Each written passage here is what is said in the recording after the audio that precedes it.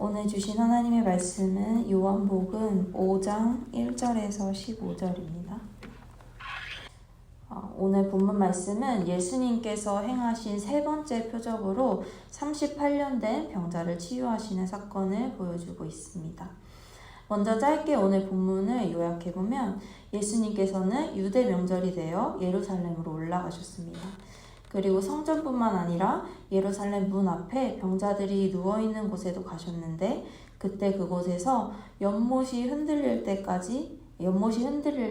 자기의 몸을 던져 병이 낫기를 간절히 바라는 병자들 중에 한 명인 38년 된 병자에게도 찾아가셨습니다.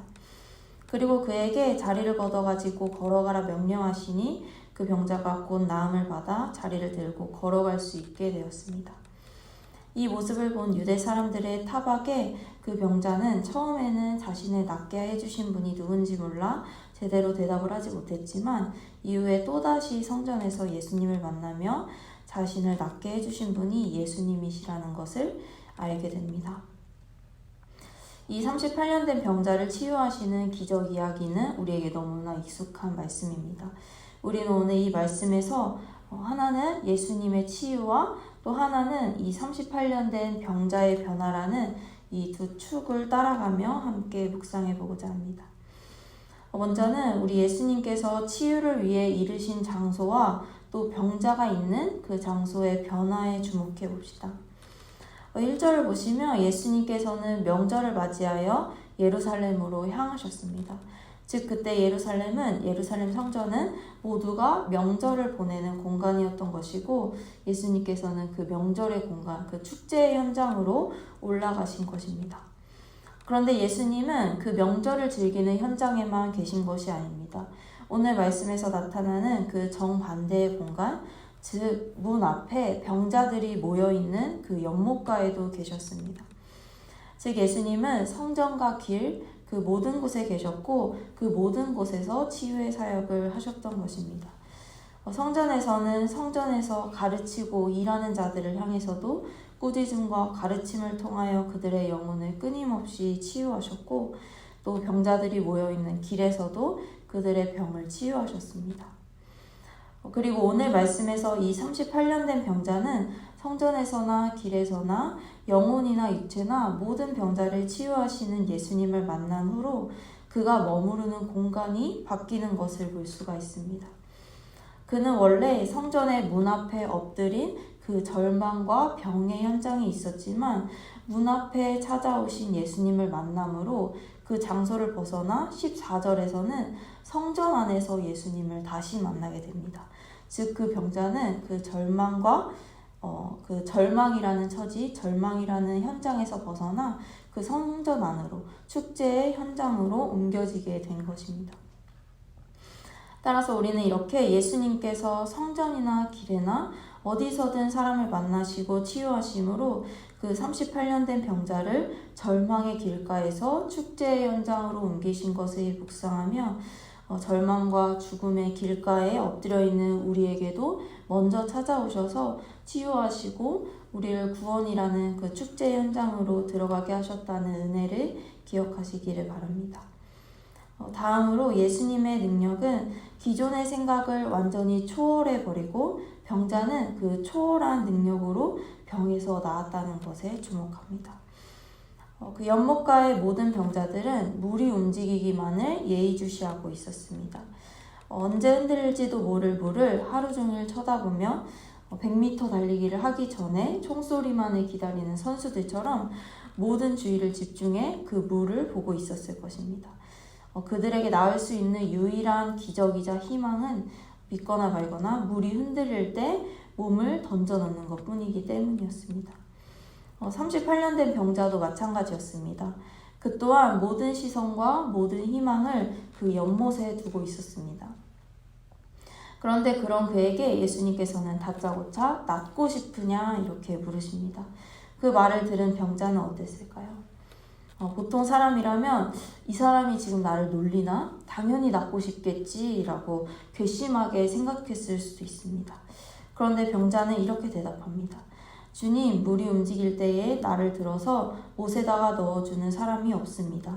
내가 가는 동안에 남들이 나보다 먼저 못에 들어갑니다. 즉 이 병자는 기분 나쁠 겨를도 없이 그저 나를 물에 던져 넣어줄 사람을 찾을 만큼 아주 간절했던 것입니다. 그만큼 그에게 유일한 희망이자 기적은 그 연못에 몸을 던져 넣는 것뿐이었습니다. 그런데 그때 예수님께서는 그렇게 연못만을 바라는 병자에게 자리를 걷어서 걸어가라고 명령하십니다. 그리고 정말 예수님의 그 말 한마디에 그 병자는 나음을 받아 걸어가게 되죠. 바로 그때 그들이 그토록 기다리던 유일한 기적이 깨져버린 것입니다. 그들이 모든 마음을 쏟고 믿고 의지했던 것이 완전히 박살나고 예수님께서 새로운 기적이자 새로운 희망으로 등장해 버리신 것입니다. 이처럼 예수님의 치유의 능력은 우리의 기존의 모든 기대와 생각을 완전히 뛰어넘습니다. 우리가 낫기 위해 또 편안해지기 위해 모든 신경을 곤두세워 쫓고 있는 그 기적이라 믿는 유일한 것이 예수님의 능력 앞에서는 아무것도 아닌 게 됩니다. 따라서 우리는 다시 한번 내가 이 병자들처럼 맹목적으로 쫓고 있는 것을 그 예수님의 크신 능력 앞에 내려놓고 주님을 더 의지하시기를 바랍니다. 마지막으로 예수님은 병든 자에게 또다시 찾아오시고 그로 인해 병자는 무지함에서 깨달음으로 변화되었다는 것을 묵상해 봅시다. 유대 사람들은 그 병자가 자리를 걷어가는 것을 보고 안식일에 옳지 않은 일을 행하였다고 말합니다.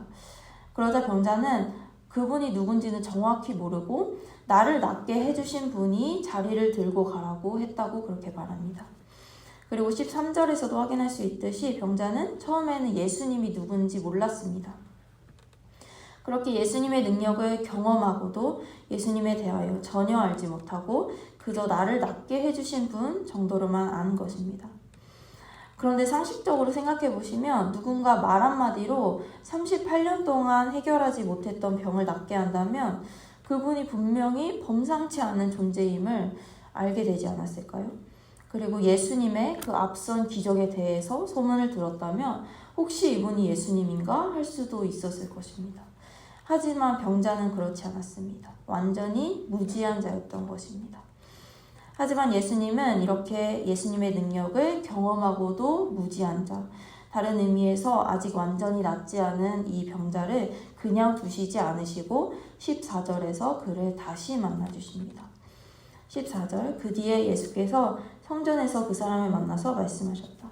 보아라, 내가 말끔히 나았다. 다시는 죄를 짓지 말아라. 그리하여 더 나쁜 일이 너에게 생기지 않도록 하여라.